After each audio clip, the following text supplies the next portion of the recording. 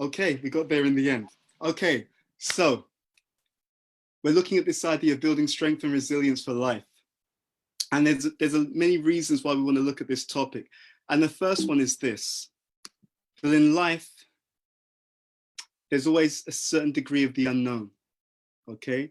So we're dealing with uncertainty, especially at the time that we're living in right now. And to be honest with you, there are many reports and many forecasts suggesting that we may not be able to overcome this virus in anything like the short term, right? So some forecasts are predicting that what's going to happen is we will go back to a semblance of normal, but people are going to still have to be keeping a distance, wearing face masks, all of those kinds of things, because they're also saying that the pace at which they can find a vaccine and test it means that we're going to be dealing for quite some time with what we call new normal. And that's just one of many things that can cause people to feel a sense of pressure, that can cause us to feel a sense of stress or distress. And that distress is also connected to what we call dis-ease, right? So I feel uneasy about myself. I feel uneasy about the future.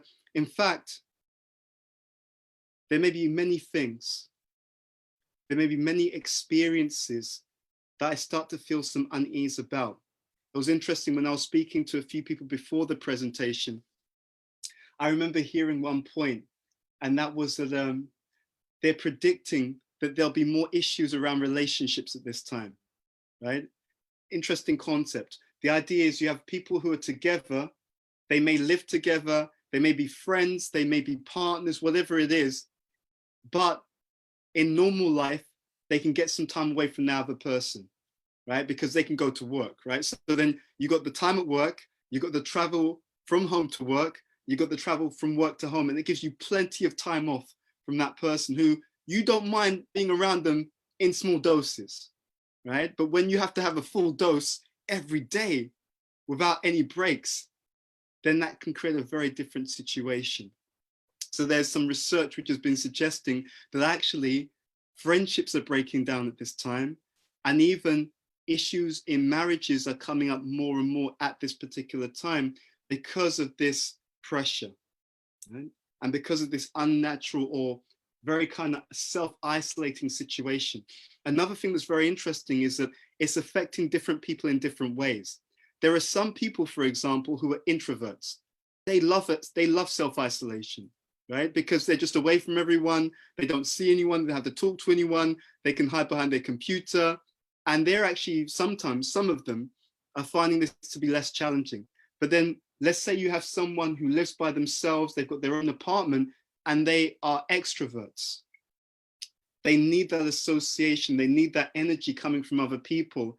And now they're in a space where it's very, very limited, both in terms of quantity, but also in terms of the quality as well.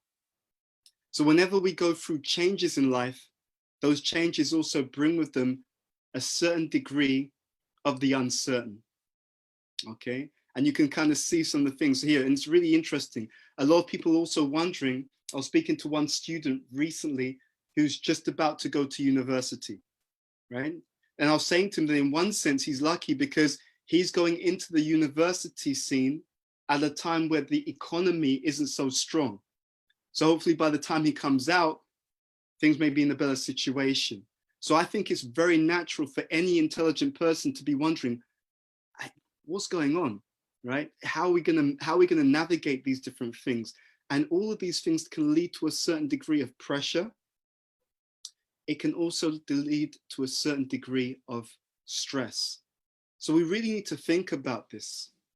We really need to first of all understand what it means to be strong, what it means to be resilient, and most importantly, how we build that, okay? It was interesting, I was discussing this point with a friend, that when people feel under stress, that sense of pressure starts to affect the immune system, right? They actually, doctors have studied this and they found that when people are under, especially what they call chronic stress is it's not a one-off event, then you relax and things go back to normal, but you're under that stress day in, day out, day in, day out. And because it's building up like that, they call this chronic stress, what it starts to do is increase what we call cortisol.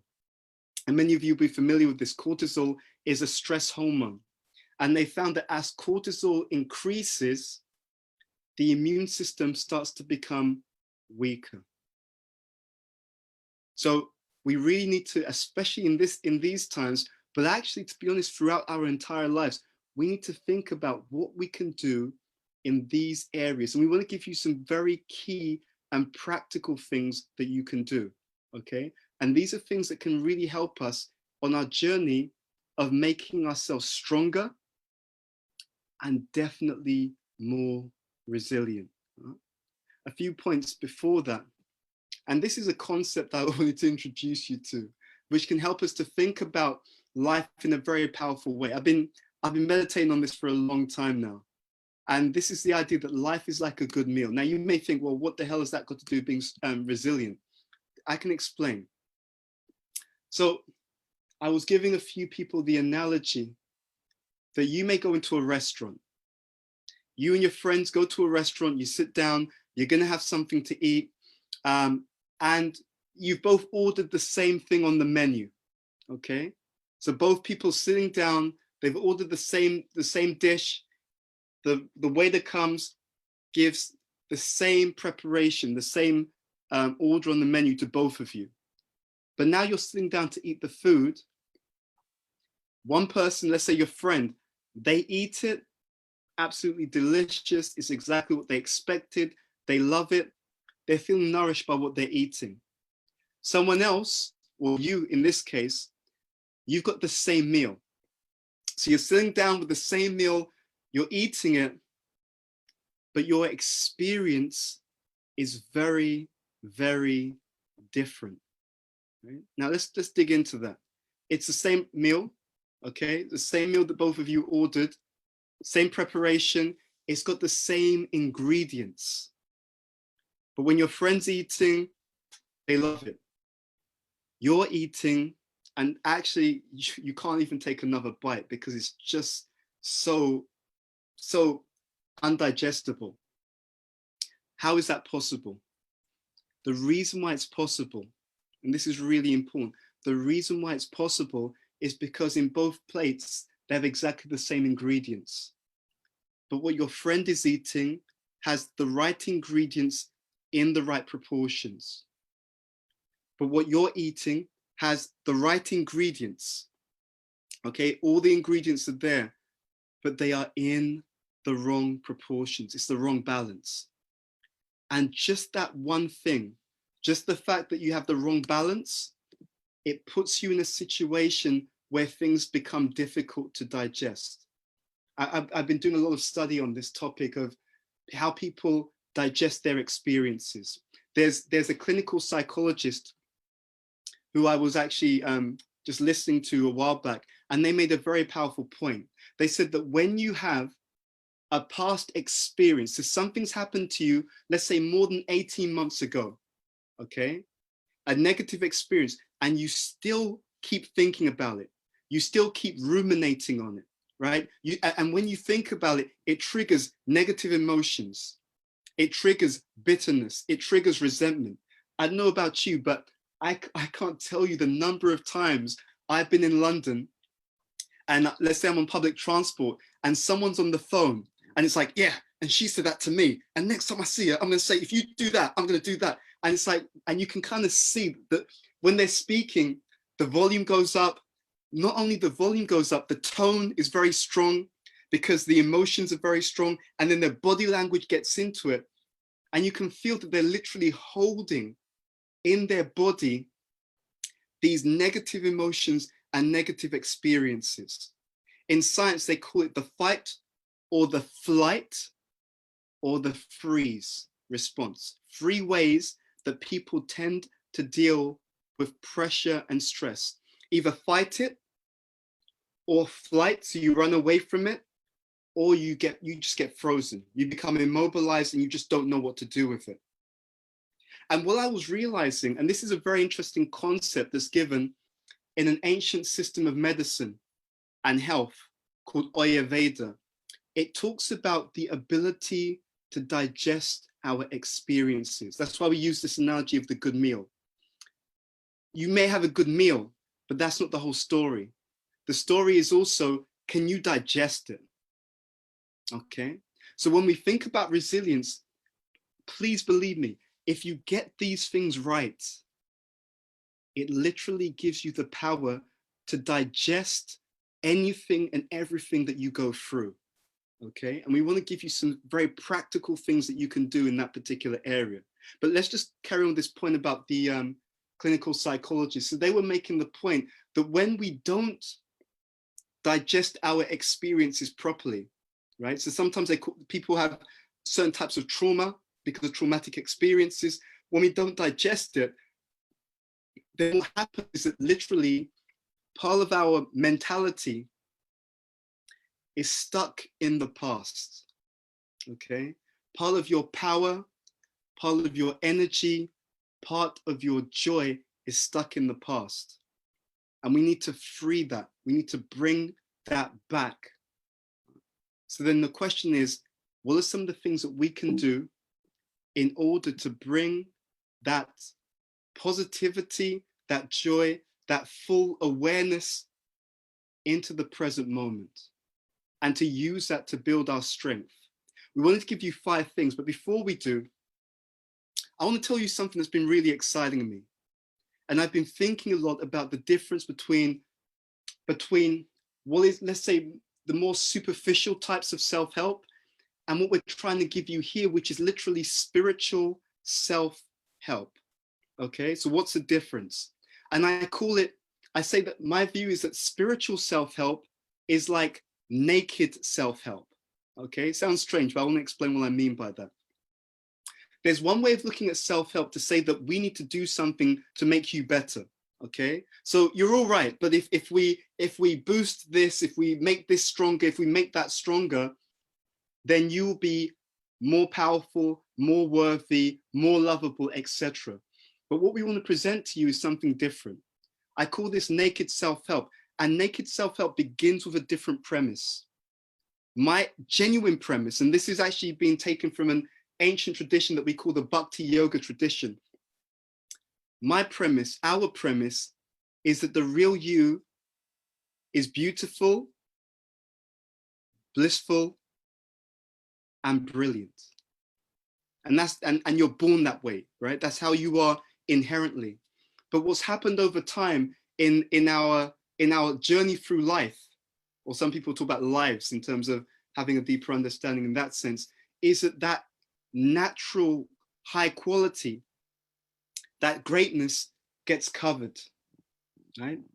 So you have the great person who we really are, and then it's covered by layers and layers and layers of bad experiences, maybe disappointments, letdowns, times or situations in which we weren't nourished. And therefore, maybe many of you will have seen this, therefore right now, in the society that we live in, people are easily triggered. Have you noticed that, anyone? That people can be easily triggered. You may say something and you didn't even mean anything by it, but bang, things explode. You know, so people are very easily triggered. But the more that we tap into this deeper sense of strength, the more everything else becomes prosperous. And I'll be honest, that's why I love sharing this kind of understanding. Because I've seen in my own life that it's not a belief system, it's not a theory, it's not an idea. It is literally transformative to the degree to which it is applied. Right? In other words, what we're talking about here is applied wisdom. Okay? So we want you to really tune into these 5. And as we do this, I'm going to ask you to do a self-assessment. We're going to run through these 5, and I would like you to give yourself a rating out of 10. And don't be shy. You don't have to put it in the chat window or anything like that. We just want you to be real. Okay? I'm very conscious that however I deal with you is literally how I'm designing the future experience for me. So if I can really do something to help you, to assist you, to serve you, I am literally guaranteeing a greater experience in the future because I'm helping you out. But at the same time, if I give you something that's not the best that I can, then I'm also holding myself back, because what I do to you, and many of us talk about this, right? What goes around comes around. You're my mirror. Every single one of you on the call, you're my mirror. To the extent that I help you, I'm actually literally helping myself. Okay, so we're going to try and offer you the best that we can. And we're going to dive into this now. I had a time in my life, and it's still there to some extent, where I looked at this idea of gratitude and I wasn't conscious, right? When I kept looking at it and studying it and thinking about it, it became very clear to me that I was using my own mind against myself. It became very clear to me that there were so many times I was imagining a bad outcome, and I was imagining myself reacting to a bad outcome. Okay, if this thing happens, I'm going to say this, I'm going to do that. You know, and there's nothing wrong with being conscious and having foresight and planning, you know, making a plan B or having contingency, but I was overdoing it. And when I started to think about this idea of gratitude, it connected me to a greater theme about positivity. And by this, I'm not talking about the law of, you know, the secret and just whatever you desire happens. Not exactly. Not exactly. First of all, I'm talking about gratitude, which is grounded in the reality of life. I gave a presentation recently, and I was asked a question by one young man about planning and about creating, you know, goals and so on. And to be honest with you, when he asked the question, it was amazing. I had an inspiration in my heart, which even surprised me. And what I told him, and I was just thinking on the spot, I said to him that when you want to make plans for your future, the first thing you should do is write down where you are in the present. And then I went on to explain that many self-help systems, they will tell you to just think about the future, but what people don't talk about is the dark side of self-help. Because if I just have a whimsical idea of the future, which has no connection with the reality, it's not based upon anything, then even for every 1 or 2 people who have extraordinary karma to get something like that, because they were going to get it anyway, for that one person, you have another 1,000,000 people who are just going to fail. And when they fail, they'll feel bad about themselves. So what I explained to that gentleman was, first of all, write down where you are in life. Don't try to become an Olympic gold medalist if you've been eating chips, fried food, and haven't exercised for the past 10 years. Let's make it something realistic according to where we are and where we can go. And I said that because every time, and this is really important for all of you, every time you set yourself a realistic goal and you break it down into small chunks, and this is actually, I'm jumping the gun, this is number 4 about aim. Every time you have realistic goals and then you work backwards to make it small, achievable chunks every single day, just 1 or 2 things that's going to get you to that long-term goal, your confidence increases. They've done studies on this. That's actually how you open a person. You open them up by these small but meaningful achievements on a day-to-day basis, right? And that's the idea of having an aim or having a purpose. But it doesn't stop there, ladies and gentlemen. That aim and that purpose should include a higher dimension to life. My grandmother passed away recently. It was just about a week ago. And I was on the phone with my mother, and you know, I was just asking her, because I hadn't seen my grandmother. She was living in Ghana in West Africa. I hadn't seen her in many years, but my mum was in regular contact, and we were speaking on the phone. It was a very touching conversation, to be honest. And I was just asking my mum, so how are you feeling? How are you? And she said to me, she said, you know, she said, although I'm upset, she said, every one of us have to die at some point, you know? She said, every one of us has to die at some point. And she was just telling me about the situation that, you know, my grandmother passed away in her sleep, and they came to see her in the morning. I mean, she'd lived a long time. She was 103 years old, right? But the reason why I was thinking about this was in relation to this idea of the aim. Because she was a very religious person. And in fact, when my mum spoke to me, one of the things she said, what was it she said? She said that, you know, whatever God does is best. So there was the idea that because my grandmother had also had a belief in some supreme destination, a belief in some deeper value or aim in life that also gave a sense of solace, not only to her, but to the family members who also were connected to her. So we want to encourage you to make it real. As you go through your life and as you think about where you want to be, let's make it real. A few key things here. One, begin by writing down where you are right now and write it down in different dimensions. How's your health right now? How are your relationships right now? For many of you, your students, how's your studies going right now? And just be very real, okay? We care about you and we want to offer you the best we can. So this is not just something that you'll pick up on the internet.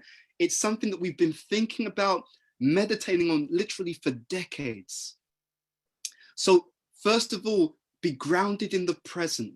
Where am I right now?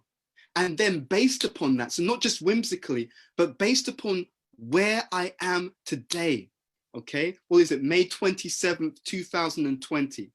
Based upon where I am right now, where would I like to be 3 to 5 years from now in those dimensions? And we encourage you unashamedly to include a spiritual dimension to that consideration, okay? Nowadays, many people are finding great solace and great resilience from having some type of spiritual dimension to their life, whether it's studying spiritual wisdom texts, within our, Bhakti Yoga tradition, we talk about the Bhagavad Gita as it is, which is a very powerful literature, and there are so many. Now, my own mentor, he wrote a book series called the Spiritual Warrior series. And recently what we did is we got those books and we got them on Amazon, right? So anyone can order those books on Amazon, read them. And the author's name is B.T. Swami. B for British, T for Terence. That's not, his name isn't British Terence, but I'm just giving the initials, and Swami. And they're very good books dealing with relationships, dealing with the mind and so many things. So feel free to look at the aims and feel free to make that part of your daily practice. So you've got something meaningful that you're moving towards. The reason why I gave this analogy of life being like a good meal was that in a good meal, you don't just have the right ingredients, but you have the right ingredients in the right balance.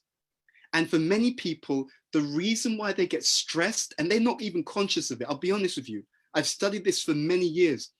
Many people, many of us, the reason why we get stressed is because we don't have the right balance in life. If for example, you have very good friendships, so here we talk about togetherness, very good friendships, a very good friendship circle, people who don't give up on you and people who don't give in to you either. That means they don't just tell you what you want to hear. They tell you what they really think is best for you.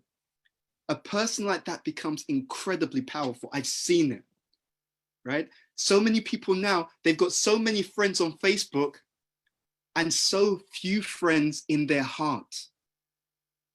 And I'll be honest, it's heartbreaking. It's heartbreaking to see so many people who on the surface seem to have so much. And when you look inside, oh my God, it's empty, right? But there are people who have this togetherness. This is number 5. For number 5, the practical thing is start to invest in real friendships. Don't waste time with quantity. Start to look for quality. Even a few real friends who really like you, really are on your side, really have your best interests at heart, and get this, because people don't talk about this, they actually have space in their life to take time out for you. If you invest in those friendships, then actually what happens is, and I was discussing this with some different leaders and managers, what it does is it allows you to have a network of support. So when you go through your good times, you get in touch with those well-wishing friends. They really want your best interest. They have your best interests at heart. What that does is it amplifies the bliss. You've succeeded. Let's get together. Let's celebrate. And they're not pretending, right? They're not pretending. They are really happy for you. It amplifies that. And what that does is it releases positive emotions. And this is a secret, there are many people who you see in life who are successful, and they're successful because they're anchored to people who they know have their best interests at heart. One of the greatest spiritual thinkers in modern society, who passed away a few decades ago, his name was Srila Prabhupada. He gave a powerful analogy. He said it's like twigs. He said if you have one twig by itself, it can be easily broken. He said if you have many twigs together, you can't actually break any of them. In other words, the whole is always greater than the sum of its parts. So I repeat, one key strategy for building resilience, well-being, and inner strength is literally to outsource your strength, to outsource your own strength through a network of quality relationships that you continually and regularly invest in. And don't settle for superficial relationships. Test people. There's a very powerful area of Vedic literature which talks about life skills. And in that literature, which I've been studying, it says that you can tell a friend in adversity, which I think is brilliant, isn't it? Think about what it means. And this is why I'm so excited about sharing these things. The reason why it says that is because when you're in good times, it's easy for everyone to give you a round of applause because it's good times. But the people who are still on your side when you have nothing, the people who are still on your side when you mess up, but you're honest, okay? But you're like, you know what, I did mess up. If you've got a big ego and people walk away from you, that's your own fault. I'm not here to hamper people's false ego. But if you're a sincere person and it's like, okay, I made a mistake, my bad. And the people who connect with you at that time, even when you have nothing to give, and they still are on your side, they still have your best interests at heart. If you collect those people, you become one of the most powerful people on the planet, because there's so few people who have that kind of network, right? It's not about the quantity, it's about the quality of it. So with togetherness, you build resilience because you outsource your strength. So when you're weak, they're strong, they're given to you. When you're strong and they're weak, you're given to them. But the whole is always greater than the sum of its parts. So the practical thing is here, please, and don't take my word for it. I use these things. I'll tell you honestly, I know people that I know, good friends of mine, they use these things. I'm telling you something that I have experience of. This is not stuff that I've read in a book somewhere, okay? It does work. And again, I'll reiterate, quality over quantity, first point. Second point, there's a criteria or a qualification for these friends. They're your well-wisher. They actually want you to be successful, first point. Secondly, they actually, they have capacity for you, right? So it's not, I want you to be successful, but you know what? I'm struggling myself. I've got no time. I've got no energy. I'm drained. So the idea of supporting you is a joke. So these people have to be people, they've managed to make some time in their life for other people. Okay, I'm not even gonna lie to you. I'm on a quest. I keep pushing this in my circle. I see people who are too busy to have quality time with other people, and I can just see down the line this person's gonna be really unhappy, because two things happen. You either become successful and lonely, right? Or when you're going through struggle, there's no one there for you because you spent all your time being productive and no time cultivating relationships. And that's basically the bad meal, okay? The bad meal. Don't let that happen to you, please. Okay, so togetherness is one characteristic. Quality association, well-wishing association, who are going to be honest with you, because sometimes people need to tell us, dude, come on, you shouldn't have spoken to that person that way. That was a wrong thing. I think you should apologize, right? So if we have that kind of real association, we never go far wrong, okay? Well-wishing, honest with you, and have time for you. If you collect those people in your life, you become extremely resilient, strong, both internally and externally. And the reason why it's also internal, because you imbibe what you get from people who are close to you. When you're close to someone, your heart actually opens to that individual. Okay, that's why I know many people on the spiritual path and they've been hurt, and they come to me and they say things like, oh, BBD, this person, but they're spiritual. And I'm like, did you test them out over time? Oh no, but they're spiritual people. I'm like, no. They're trying to be spiritual. They may not be mature spiritually. They're walking the path. So what you're looking for is the best quality. And the one metaphysical thing there is that if I want to have all these quality relationships, I have to try and be a quality person myself. Right? If I stab people in the back, if I cheat people, then it's like, that's going to come back to me. So if we want it, we should be that. That's why I said at the beginning. I know I'm very conscious that the way I deal with you is exactly how I'm going to be dealt with at some point in the future. So it's very simple. If I give the best I can to you, I know my future is set and it's going to be good because I'm giving the best that I can. And I'm going to find that it's going to come back to me in many powerful ways. And just as a little bit of a shameless plug, that point, I read that in my own spiritual mentor's book. That's in a book called Spiritual Warrior 2, which is about relationships. And in there, he says there are some people, wherever they go, and I've seen, they just get love, they get care, they get support, they get encouragement. And he said, if you look carefully at those people's lives, you will see that they've been giving that out.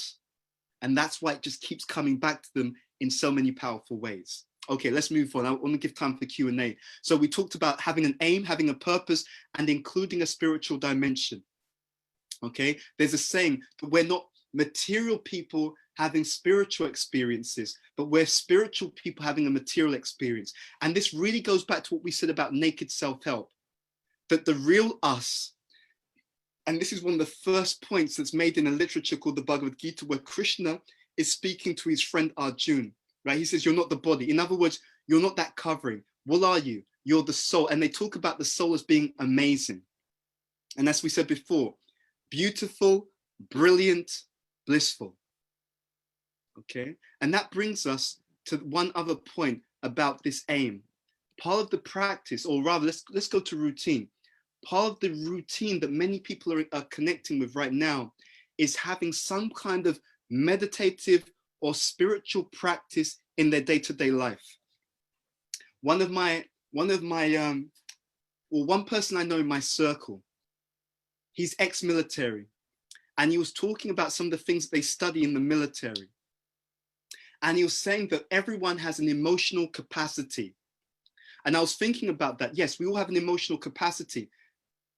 What meditation does is it allows you to empty that capacity out so the capacity is rejuvenated.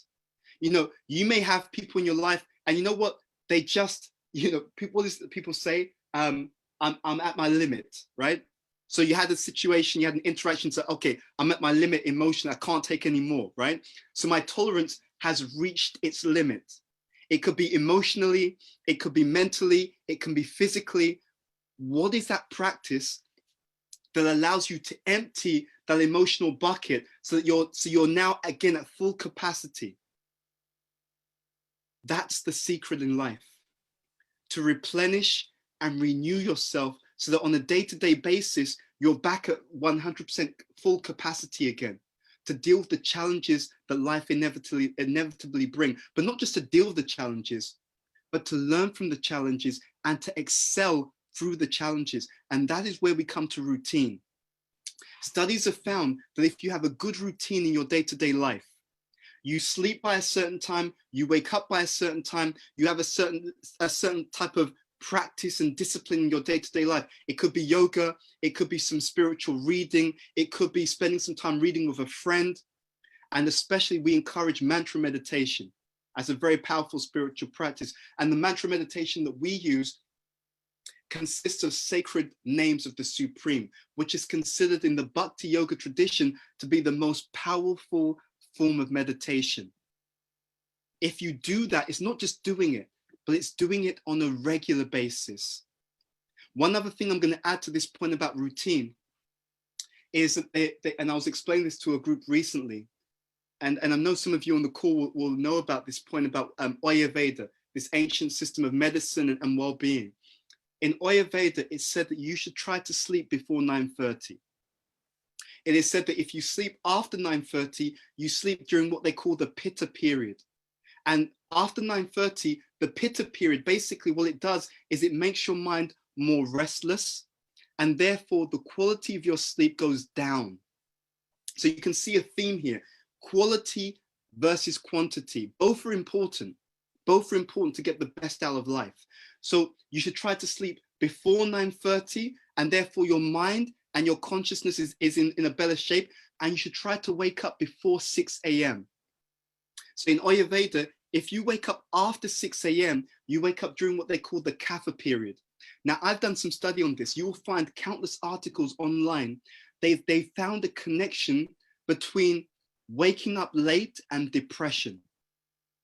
It's amazing. They found a link. And don't, again, we're just trying to help. We're just trying to serve. What I do to you is going to come back to me. Don't take my word for it. Check it out. They've also found, and you can look into this, there's a terminology called the circadian rhythms. They found that people who have a routine, it helps to balance the circadian rhythms, and therefore such people who have a regular routine, they tend to be more emotionally stable. Okay, so resilience has many different dimensions. We've touched upon this. We've touched upon the spiritual dimension in terms of practice, aim, mantra meditation, but there's also an emotional dimension. So when we have a regular good routine and good connection with other people, it helps us to be more emotionally stable. So therefore, you're going through the same pressure that someone else is going through, but because you're more emotionally stable, because you have a routine where you continually replenish yourself, you go back to 100% capacity. They're looking at you thinking, how come you're not stressed out like I am, but we're both going through the same thing? Ladies and gentlemen, I promise you, it's not what you're going through. It's not what you and I are going through. It's how we're rebuilding that capacity on a day-to-day basis. It's how we are outsourcing our strength by having that interconnectedness with deep, meaningful, regular, not once off, not, it's an emergency. I had a friend who just called me recently. His wife just walked out on him. And I was thinking, damn it, why did it get that far in the first place? Right? How did it get that bad? Because he wasn't doing the regular things. The regular things. It's not just doing the right things, it's doing the right things regularly. Let's go to one or two more points. Gratitude. Now, you'll find many people will talk about the gratitude diary. You can do it as a diary, but even if you just meditate on this every day, and especially I've seen it to be very powerful at the beginning of the day. What are you grateful for? And there's a special secret here. It's not just the things that you're grateful for. I've been experimenting. I've been expanding this. My wife and I, we're constantly talking about these things. What's the gratitude in the challenges? What is the gratitude in the circumstances and the people who've hurt us? What is the golden nugget in our painful and challenging experiences? If you can take it to that level, you'll see something amazing happens. I'm going to be very honest. What I've been doing is I've been going over my past, reflecting on my past, reflecting on situations which were challenging, situations where I felt hurt, situations where I felt I let myself down. I was going back to my past. I was looking at my interactions with my parents. I was looking at my interactions with peers, friends, etc. And even in situations where I made mistakes or where I felt let down, I was thinking, what was the golden nugget? What did I learn even from the painful experiences? And you know what's amazing? And I researched this. When you do that, and you can do this with a friend, you can do this from writing, like journaling. When you go back to your past, when you go back to painful experiences, and you can start to draw lessons and wisdom from those experiences, it transforms the way you see the experience. It actually transforms your neurology. It transforms the way you think about those experiences, and it makes it easier to let go, right? No one finds it hard to let go when they have a positive experience. We struggle to let go when we have a negative experience. So this gratitude, this is about finding the positive in the negative, okay? And I'm not saying it's easy, but we don't want to give you anything superficial. It's up to you whether you do that. If you feel secure enough to start looking and digging into those past experiences, I'll be honest with you, you're gonna find a lot of power and strength. Because again, so one of the key things that can cover us, we talked about this naked self-help. One of the key things that can cover us is those negative experiences. And there's many people in the world, they're tuned away from the love. They're tuned away from the openness because they haven't been able to go back and let go of those bad experiences.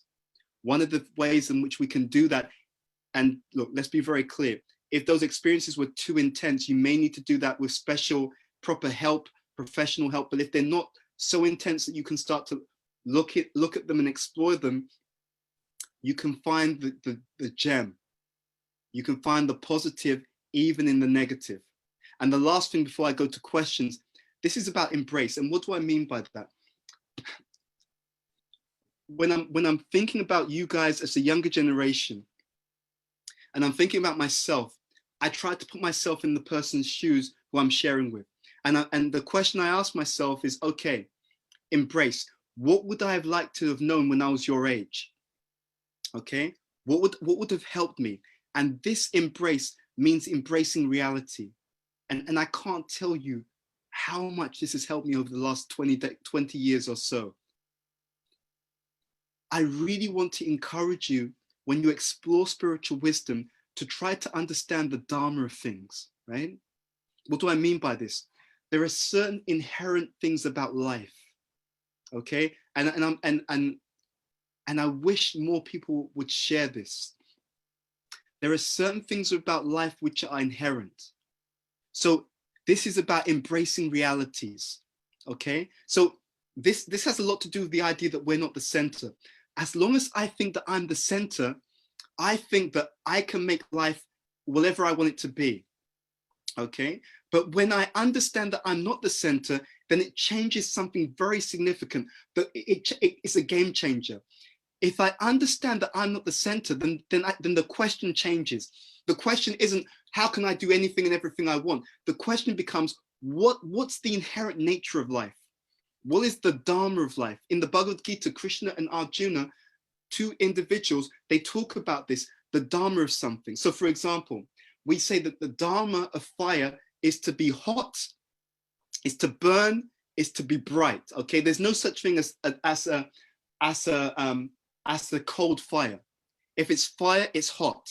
Okay, so I encourage you, as you explore spiritual wisdom such as the Bhagavad Gita, try to embrace the realities of life, because then you'll know what you can change and what you can't change. There are many people right now, they're bitter. Why? Because they've wasted their time. They've wasted their life trying to think. They can't tell the difference between the things that I can't change and I have to live with, and the things that I can change, and therefore I can give my time, my energy, and my focus to. And I'm going to give you one simple example before we go to questions. So I was speaking to a friend recently. We have a friendship circle. And he was telling me he went to see someone, and that guy was telling him that it took him 10 years to learn that he couldn't change his wife. 10 years, dude, 10 years to learn you couldn't change your wife. I could have told you that for free, okay? So people have a nature. We all have certain things about us which are inherent, and they don't change, people, right? So if I know who I am and I know who the other person is, I learn to accept them as they are. I still help them to improve within that, within their nature, but I'm not expecting someone who is by nature, let's say, very simple. I'm not expecting them to be someone completely different to who they can be. So embrace realities, because that immediately allows you to calm down and to be more resilient and less stressed, because you know the nature of what you're dealing with. Okay, so these are 5 key things. The importance of being great. So gratitude, especially in the beginning of the day. What am I grateful for? And if you're a bit more brave, start to dive into those situations in your past, those people who hurt you, and what lesson did they teach me? There are no accidents. What was I meant to learn from my association with that person? If you can start to uncover those gold, those gems, they've studied this and they found that it reduces anxiety, because all of these 5 things are like the ingredients of a good meal. If you have these 5 things in your life in proper quantity, and again, I'm emphasizing, if you do those things consistently, not one-off, but on a regular basis, it gives you the ability to digest however many different challenges that life may bring to you. Right? And this is not a theory. What I've done here is to fuse ancient understanding in a way that's really practical and relevant to you. Okay, I promise you, don't take my word for it. Try these things. Okay, the last thing I'm going to ask you to do, and you can do this in your own time, rate yourself as to right now, out of 10, how strong am I in the gratitude area? 10 means I'm very strong, less than 10 means there's room to maneuver. Number 2, how strong am I? How strong is my routine, right? Am I all over the place? If you are, you're letting yourself down. How do I start to build some routine? Number 3, do I know what I can and can't change in life? How aware am I of the realities of life? Okay. Number 4, do I have a purpose? And do I have a spiritual purpose? Do I have some kind of connection with spiritual wisdom, spiritual practice? And number 5, what's the quality of my network? And don't tell me about how many friends you got on Facebook or how many people are following you on Instagram. I really don't care. I really don't care. What's the quality of people how many real friends do you have? Okay. People who don't give in to you, but don't give up on you. Well-wishing, they're on your side, they're honest with you, they don't flatter your ego, and they've got time for you. They've got time for you. Think about that. So that's your starting point. And then where am I scoring low? Where can I give a bit more attention? Okay, I'm sorry I've gone over time, but I wanted to share the best that I could.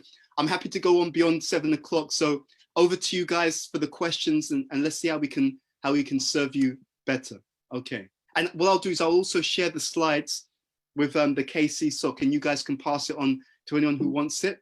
And I'm gonna shamelessly leave that with my Instagram handle, because I'm also going to be sharing more on Instagram and other platforms in the future. So if you want to, I'm not good at social media. Okay. So the easiest thing is, if you want to stay up to date, if you can, follow us on Instagram, and that way it's not a headache for me to kind of just share stuff and know that it's reaching you guys. Okay. Questions and comments. Perfect. Thank you so much for that. Don't worry about going over time. I think everybody's more than happy to stay here and listen to all the anecdotes that we're getting to listen to. So people are a little bit shy today, so it's going to be me asking quite a few of the questions, but let's do that. So the first question is from Kinjal. So she's asking, how do you remain confident in your goals, e.g. manifesting your goals, but also remain dependent on the idea that everything is dependent on Krishna? Okay, it's a very good question. The first thing that really comes to mind very strongly in my heart to share is that God helps those who help themselves. Okay, so we should make that endeavor, and we do it as a service. And what that does is it transforms things. The idea isn't that you become valuable when you achieve something.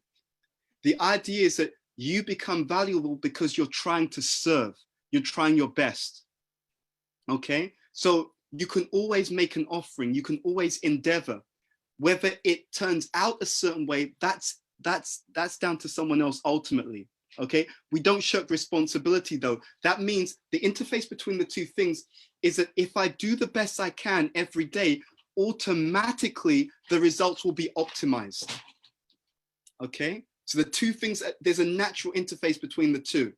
If I'm doing the best that I can on a day-to-day basis, automatically I'm going to be optimizing my outcomes. So that's the way to think about it. Okay, so the question is, am I doing the best that I can? Am I making the best offering that I can on a day-to-day basis?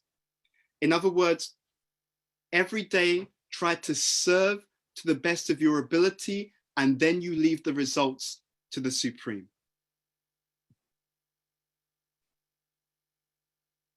Perfect. Thank you so much. The next question, oops, questions have just all disappeared. One second. The next question is, I think it's from Amy. Where can we find strong relationships? It's very rare. And how do we cultivate these relationships? Amy, that's a great question. So let me begin by saying that's part of the embracing reality. The truth of the matter is, for most people, unless you've got a lifestyle where you actually have a huge amount of time and energy, right? Most people, when they come home from work, they're tired, right? And they're just recovering from their bad friendships already. The way I've looked at this and what I've seen in my own life, the first thing is, I call it the magnet theory. The magnet theory is, first of all, become that so that you can attract that. Okay, so let's start here. Okay, BBD, how good am I in my friendship towards the people I'm already around? How genuine am I in that friendship? How concerned am I for their well-being? And it's not easy, right? Let's be very honest. It's easy to feel envy. It's easy to feel jealousy towards other people. Okay, it's not, that's incredibly common. But to actually be really, to be a well-wisher for others, that takes some work, dude. That's not something that you see every day in every way. But we can work on that within our own hearts. We can practice that, we can cultivate that, and we can take our time to really carefully look to see in which circles and which arenas do we find that kind of reciprocation. So you give that out first and see how people respond. And don't give up on people, because everyone should be loved and cared for. But the ones who respond consistently and well, I'm going to give a caveat. When I say respond to the best of their ability, given the parameters or the limitations that they have. So if someone's relative has passed away and they don't get back to you, don't take that as, oh, they don't care and they're not a good friend. Okay, you have to consider the context.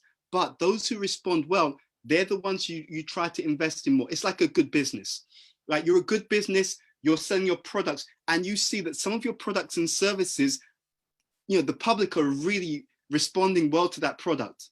They're buying more of it, they're making more inquiries, they're telling their friends about it. Okay, so what do? You start making sure that you promote that product more with that particular audience. You do more advertising that particular product, because you understand that that product is really being reciprocated with by your audience. Same thing, where's your affection being reciprocated?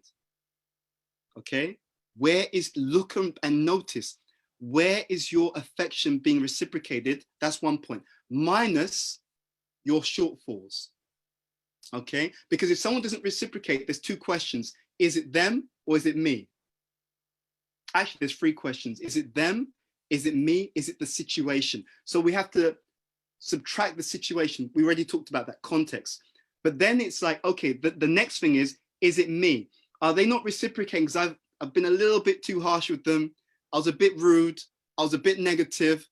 They needed help and I could have helped them and I didn't help them. And that's why they're like, okay, because just like I'm making the equation with them, if they're intelligent, and you do want intelligent friends, by the way, you want people who've got, who've got something here.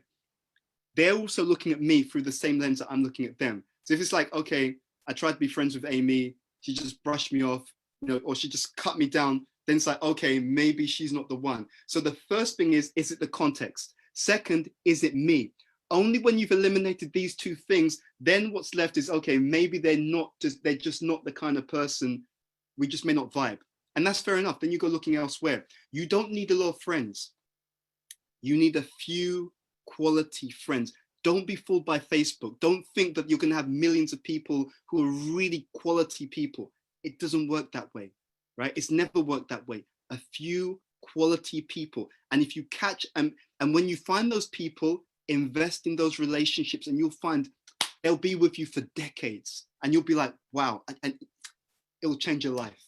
I'm telling you from experience, go for that. You will not regret it. Okay. Thank you so much. So the next one, I won't mention the name, but the question is, what would you say is the best course of action in this scenario? I've built friendships with people who I have now realized are toxic, negative, people I don't want in my life anymore, but they are under the impression that we are still good friends. How do I get the best out of this scenario? Okay, I had a question a few days ago, so it seems like it's a pattern. Okay, there's two things you can do.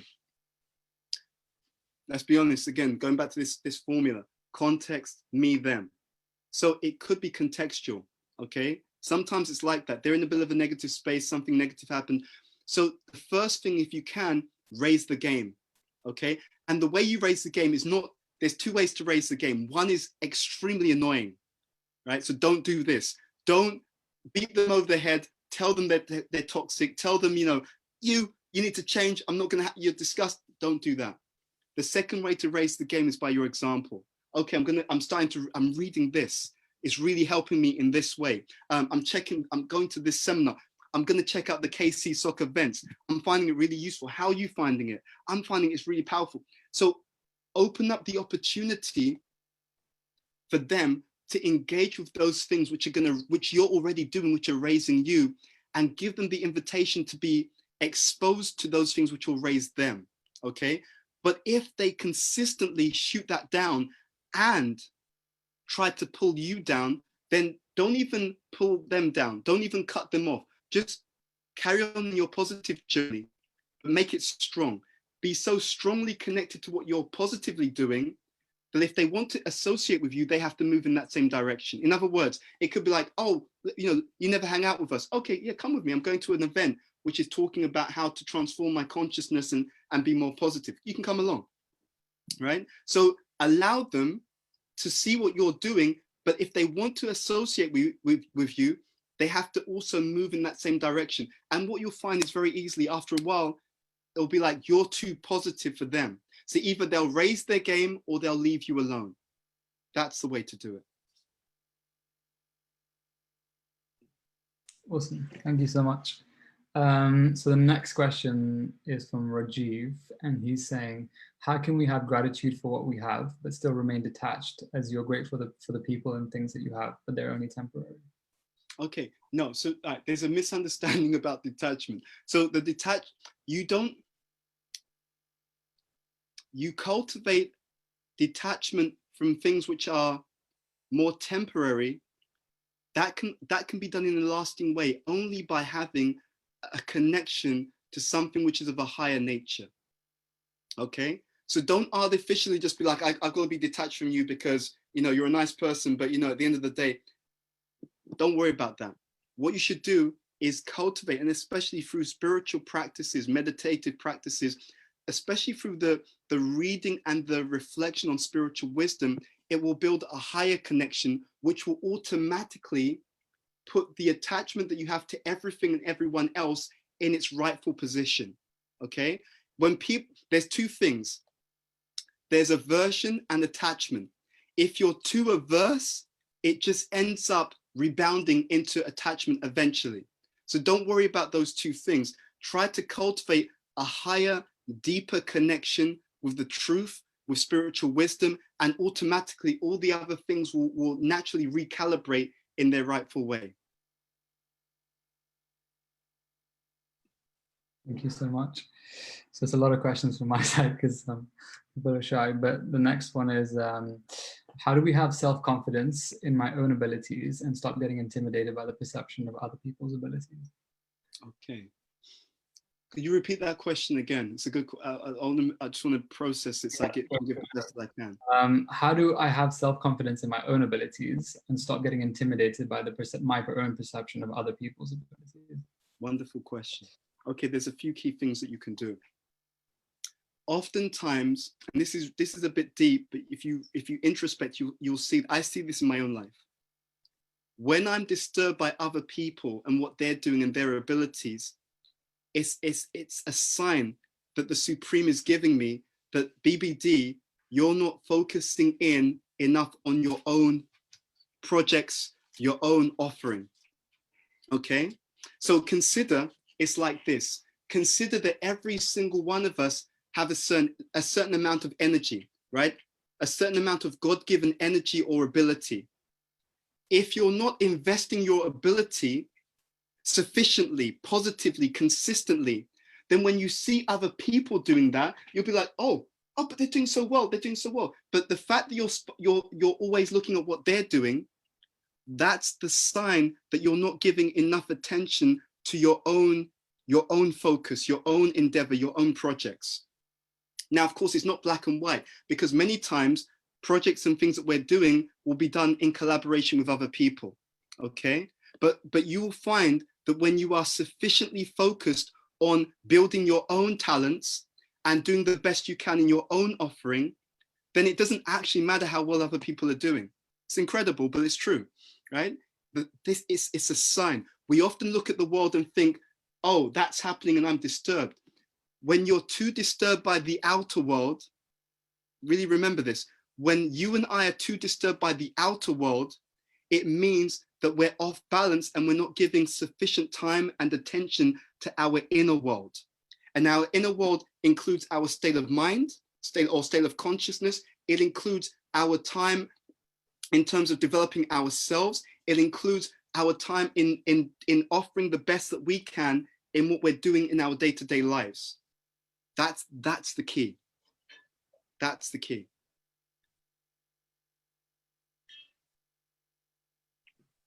Perfect, thank you. So the next question, a bit of a scientific-based one, and forgive me for my pronunciation. The Yerkes-Dodson anxiety curve suggests that we need a certain amount of stress, like a beneficial amount of stress, to enable optimal performance. How can we increase our emotional threshold whilst ensuring that we maintain a healthy amount of stress to maximize our performance? Okay. Again, being very honest with you, in the modern world, usually people don't have that problem. It's like, I've got too much healthy stress. It's just, I don't know what to do with it. That's usually not the issue.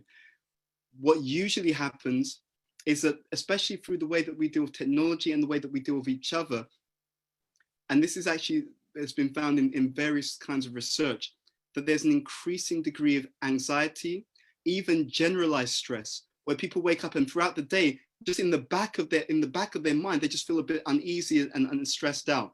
So the point is, if we follow the points that we gave, it will automatically balance out, which is why we gave the analogy of the meal. It's not the ingredients, right? So it's not stress that's an issue. It's the degree of stress relative to the gratitude, the network of support, the focus, the structure or routine, right? And the genuine sense of what can and cannot be changed. What do I have to live with? Okay, that's just how life is, right? People passing away, relatives passing away, we're all gonna pass away. Don't get stressed about that. That's just something that we all have to deal with as part of life, okay? So even it goes to the point, and we'll do a talk on this in the future, about understanding certain things about our talents, right? There are certain people who are just good at certain things, right? It's just, and they didn't work on it. They may have built it up over time, but it's an inherent skill. If you're interested in this, there's research by the company Gallup, and they call it Gallup Strengths Finder. And they found in the research that people have certain core natural talents that they are born with. Okay, so it's a given, and then they can actually invest in that particular talent. So understanding these things is really powerful, right? There's certain ways in which different people think, and understanding that is important. Some of you in the future, as you move into the workplace, you may be working in different countries, you may be working with people from different cultures, and you understand that there are certain cultural differences, okay? That's it. I was working in Geneva, okay? So I was doing some work in Geneva. On many occasions, I've flown out there, beautiful place. I get into the lift in the organization that I'm doing some work for, and someone gets into the lift, and they turn to me and they say bonjour. They just look at you. I'm a complete stranger. They've never seen me before, and they say, oh, bonjour, and I'll say back bonjour, right? I get into a lift in an organization in London. No one looks at me, right? In fact, they're looking away, and under no circumstances should our eyes lock. There should be no eye contact, and it's just a different cultural thing, okay? So at least in some sense, in some areas, English culture maybe just very much, I just do my own thing. I don't talk to strangers, etc. In other countries, you talk to strangers all the time, and that's normal. So it's again going back to embracing those realities. Okay, so a healthy stress, you will know that you're in healthy stress because you're being productive, okay? But you're also able to switch off and relax. You'll know that you're going into unhealthy stress where the stress stays with you all the time, where it then also starts to affect your relationships and your health, okay? These are all signs that now we've gone beyond the healthy, because now my health is bad and my relationships are being impacted negatively. So try not to let it get there in the first place. And those 5 tips that we talked about will keep you in that healthy space. Awesome. So we've managed to get Rishi on his camera and on the microphone. So here's our first question directly from the audience. Hey, Rishi. Hey, Bhuta Bhavana. Thank you for the talk so far. It's really, really insightful. I wanted to ask, what's been the most powerful, most impactful experience that you've had spiritually? Oh, that's a good question. I mean, there's a lot. Good question. There's a lot.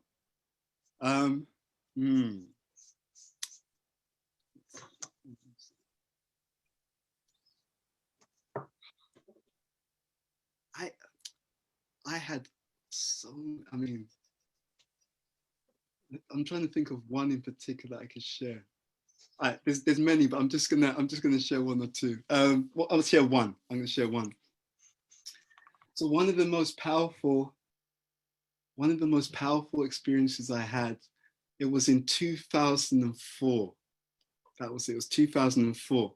And so while I was doing, I had the chance to travel with my own mentor, my own spiritual mentor. And so we were traveling for a few months. I went to America, and there was actually a youth retreat where he was speaking, and other very spiritually developed people were speaking and sharing, other gurus. And then after that, I had some time to travel with him. And so we went to Pennsylvania, and then also Detroit. We spent some time, and it was just one of the most incredible experiences of my life. I mean, I learned so much. It was incredible, and it was just very powerful to see such a person in action on a day-to-day basis, see how they advise people, see how they'll deal with different challenges. And yeah, it was absolutely incredible. That was one of the most powerful, and I'll be honest, I'm still drawing lessons from that experience even to this day. I kept a diary to write down what happened every single day, and I've got the diaries. It was incredible. Yeah. Thank you for your question. I guess the next question from there is, when is that diary going to become public? I'm not sure if it will ever become public, but it may not be that everything in that diary should be made public. But there's personal reflections. There's some really, it was just incredible. I mean, apart from everything else, it was just like spending time with that person, and also so many others who were around that person. It was just such one of the most joyous times of my life. It was just funny. I mean, should I share this? Yeah, all right. I'll just say there were funny experiences. There were jokes. I mean, it was incredible. It was just incredible. I mean, it was a real learning curve. So yeah, that was really one of the highlights. Awesome. Thank you so much for sharing. I think there are a couple of questions, but just conscious of time, I don't know if you think it makes sense to kind of wrap up, or would you like to take one more question? I can take one more question. As I said, well, I know that what goes around comes around. So we want to help as much as we can. So anything else that we can take one last question, then we can wrap it up.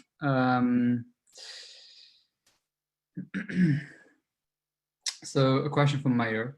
How do we connect with people deeper? For example, I realized later that I could have said this to have a better conversation and go deeper with that person. So in hindsight, I could have done this and that.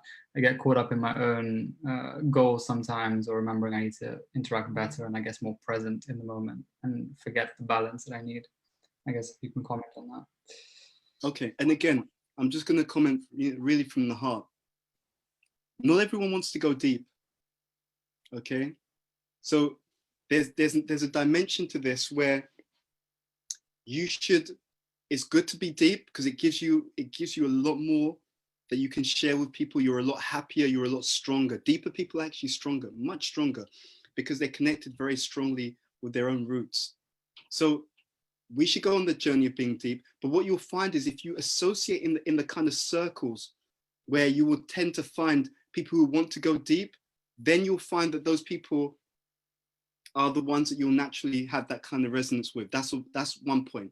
The only other thing I'd say is that there is such a need in the world at this time for people to be exposed in a positive way to deeper insights and deeper understanding. A lot of people don't want to go deep because it's been pushed on them. It's been presented in a way which is a little bit harsh or negative. And so, you know, we should have some compassion for those people. It's not that they wouldn't go deep. It's not that it's not to write them off. It's actually, you know, again, going back to these three things, which I think are really crucial. Context, right? Is maybe they're going through something already and now's not the time. Or maybe I'm not presenting depth in a way that they can connect. Or is it just that the context is right, I'm presenting it in an accessible way and they're just not interested, and that's okay. Everyone will become interested at some point in some way, shape or form, but they may not be ready for it now. Okay, so therefore, who's ready for it now? So I'm trying to be deep myself, and I'm trying to connect with that person or those people who are also ready to exchange on that particular level. Okay, they do exist and they are out there, but you may have to do some work for it. And this is something I've seen in my own life, right? And I see it in my own karma. I've seen in my own life, when I want to do something, it doesn't just happen like that. There'll be challenges, right? It's almost like life says, really? Like, really, dude? Are you sure you want to do that? Let's see how serious you are.